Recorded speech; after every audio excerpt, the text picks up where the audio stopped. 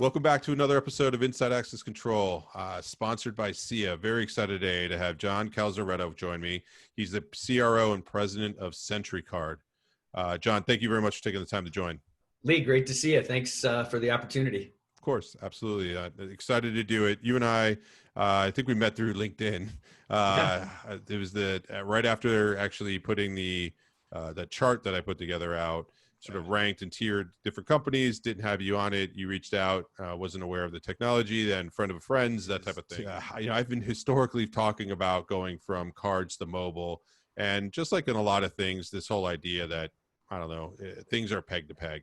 And my belief, though, is it's actually about the use case. It's about the technology. It's about moving the things forward. And I think what you've shown me so far has excited me to the point that we wanted to do this. And it's a totally different mousetrap, if you would, from what we've seen. So before we jump into it, though, why don't you introduce yourself? That sounds great. And just right out of the gate, it is interesting how we found each other. And as we'll discuss, this whole idea of doing a podcast on access control is intriguing to us, because as you'll learn, we really didn't set out with the access control market per se in mind. So again, thanks for this opportunity.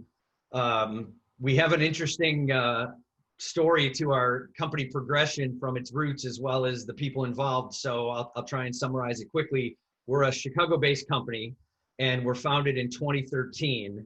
And our original founder is a guy named Finus Connor, who's now retired and no longer involved with the business. He's enjoying his later years. But Finus was the co-founder of Seagate Technologies, and then subsequently Connor Peripherals, which was then reacquired by Seagate. And if you look into it, those were two of the fastest growing tech companies in US history. They both hit $1 billion in sales faster than even Apple or Microsoft did. So a pretty incredible ride that he was part of. It actually landed him on the cover of Fortune magazine in 1990, I believe. So great roots to our company, coming from a guy that really kind of had two unicorns already under his belt.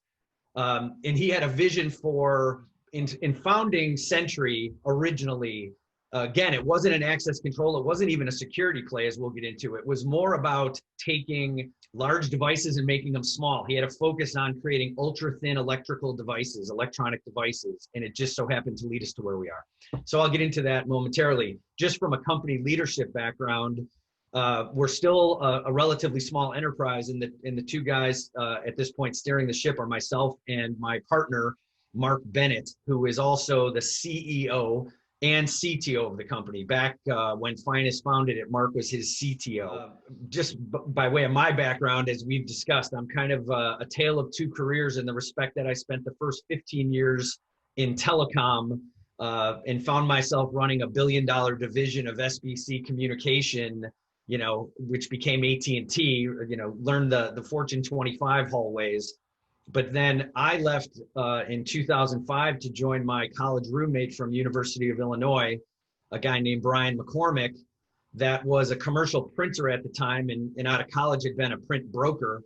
And to his credit, kind of saw the utility of the internet in the late 90s. I'll never forget these kind of lunch conversations about, Cal's, I think this internet thing's here to stay. And without really knowing what he was doing, built the first relational database on commercial printing assets and turned it into a company called Interworkings. I joined him after it had a little bit of traction underneath it, but it went public in 2006. I became president of that company, and we grew it among a lot of people to over $1 billion in recurring annual revenue. So that was kind of fun and really set my entrepreneurial roots in motion. But if that wasn't fun enough, and again, this is better conversation over a cocktail, is that we took that business model and turned it then into a less than truckload freight company called Echo Logistics, which also went public and grew to $1 billion. And the culmination of all this entrepreneurialism was one of our guys, Andrew Mason, thinking of Groupon. So in the same building in Chicago, you had 4 huge companies, 3 became public multinationals. So I was a fly on the wall and got to see it, but it really kind of leads me towards being attracted to companies like Sentry.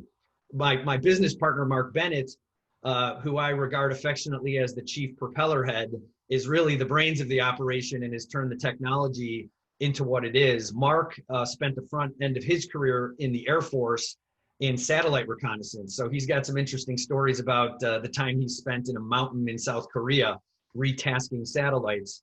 From there, he went to work for the Chicago Mercantile Exchange and ended up building out their European and Asian operations. So we have some salt and pepper in our hair, although the Zoom doesn't do it justice, and we've kind of been to the rodeo. So leading to Sentry, let's talk about technology that's led us to this conversation we're having today. And really, in the respect of what you're doing, Lee, kind of the conversation about shifting paradigms. It's what Mark Bennett and I are all about. And I gave you a little bit, probably too much detail on our backgrounds, but the word disruption today is become a cliche and is widely overused. But I've seen disruption, and so has Mark. So it's really what drives us and has driven us in this mission of Sentry, kind of parlaying Finus's original vision. So when Finus set out, again, it was about ultra thin microelectronics, and he had a drawing on the back of a napkin of his vision for turning the first iPhone into a smart card form factor. And his use case that he had in mind was to create a medical record portability device, enabling people, right, to have something they could carry in their purse or wallet with their medical history. So God forbid they got hurt while they were abroad, right? There was no searching for, their illness or ailments or allergies were. So pretty cool idea. And, the Affordable Health Care Act was kind of in its infancy. So he really thought he could build a product to meet a growing market. And Mark Bennett took that napkin and set out to build that first generation of our platform, and we succeeded in doing it. So as we'll supplement this conversation with imagery, you'll see a pretty revolutionary, really, feat of engineering. Now, in retrospect, we were building it in Asia. It was expensive. It was about 3 times as thick as a standard credit card. So we were getting close to the smart card form factor. And when it was finished, there really wasn't a robust market for it. So I kind of write that off as our minimum viable product. Where the story, I think, gets more interesting and brings us closer to today is about 4 years ago, out of networking, just similar to how we met each other, Mark and I were introduced to some people in Cleveland. One of the folks, namely a common acquaintance of ours, Pierre Bourgetz, in the security field, who were having a conference at the time discussing convergence, which we really didn't know a ton about and certainly weren't, really focused on security. So we met Pierre in that group, heard them out and kind of showed them what we had built. And the reaction was, wow, you guys seem pretty smart. This thing is a pretty incredible feat of engineering. But if you listen to us, we may actually be able to lead you into a market that's much bigger than the original vision. And it was related to security. And what was described to us at that point was, the thesis of their meeting was convergence. And what was explained to us was the convergence taking place organizationally within large enterprises related to security, how physical security and those worried about entry were now starting to deal with IT more and more, who were focused on the logical access side of things, and then this concept of mustering and how human resources was very worried about who was in or out of the building in case of an evacuation and how those budgets were coming together. The real challenge that they laid out to us is they were like, look, there's no device that we can pinpoint today that is also converged technologically that enables all those use cases in a single form factor. And, they basically said, look, you guys seem smart. If you could build it, it would be incredible, but nobody has. So we doubt you can. Have a nice life. And if you do, give us a call. Just continuing that story is that Mark Bennett accepted that challenge, just like he accepted the first napkin to build the iPhone in a smart card. And in the course of 18 months, we set out to build it. That's our generation 2 product. Really became kind of a Swiss Army knife of security. And equally important, we started thinking about go-to-market strategies and supply chains. So we moved the operation from Asia to the United States, wanting to get ahead of any tariffs that we might have foresaw with the campaign coming up. We could have never really predicted the COVID situation that we have now. So we're more thankful than ever to have control of our supply chain domestically. But we built a set of technology that incorporated UHF, right? And let me even back up. I know we'll talk through this and groom it a little bit, but what we really set out to do was not recreate the wheel. And this is a very important point as you understand our kind of ethos, right? Is we didn't want to compete with the likes of HID or NXP or FPC and Ambic, the people that are ultimately inside of our platform now, because that's a fool's errand and very expensive. Instead, we said, what if we could take best in breed existing security and figure out how to design, configure, and encapsulate it into a credential, right? A form factor that people are used to, but with much greater utility, and then do it in a way that provided that Swiss Army knife to an end user that didn't require them to rip out and replace all their existing infrastructure, right? So ROI is always in the forefront of our thinking. And that's what we ended up building. In March of 2019, we headed into the ISC West show in Vegas, wandering the hallways with our Gen 2 card, looking to attract interest from the major system integrators. We succeeded in that. And they subsequently, a few of them brought us to their end users that just happened to be major banks. And the banks led us to this Generation 3 card that we'll talk about, as the real disruptor, which is the banks I'm speaking about, who I'll leave nameless, said, listen, this is really cool. This does solve a lot of problems. We love the fact that it doesn't require rip and replace, but it's missing one key element, and that's a biometric. And as we've learned throughout this process, we listen to the end user, because we're not widget manufacturers. We're not trying to sell something off the truck. We're innovators and builders. What was described to us is, look, converged technologies you have inside your platform are great. We have an issue with biometrics, and that issue is that we're dealing with a lot of different point solutions, right, throughout our organization and among the silos. It's very expensive, it's disparate, and even if it's effective, we also are faced with this growing privacy concern and the GDPR regulations in Europe and the now present the California Consumer Protection Act in the US, which I believe will go national quickly here. And the storage of the biometric in a database or server, even if it was in transit during enrollment. And these large enterprises are also smart enough to know that even if an employee signs off and acknowledges, I know you have my biometric, it doesn't free you from the liability if there's a breach.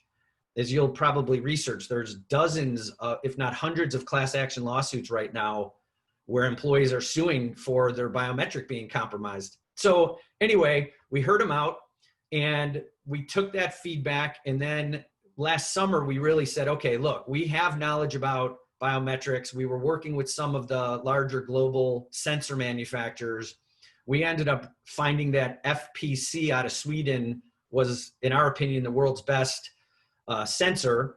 Met with them and then realized that we can embed that into our Gen 2 card and some key attributes of it. Not to look to sell things here, but really this is special. So not only did we embed a biometric into a credential, but you enroll the biometric directly onto the credential. It's stored securely, can't be retrieved off the credential, and it's matched on the credential, right? So it puts it all in one place. It alleviates all the risk and compliance issues and really now turns anything it touches into a biometric device.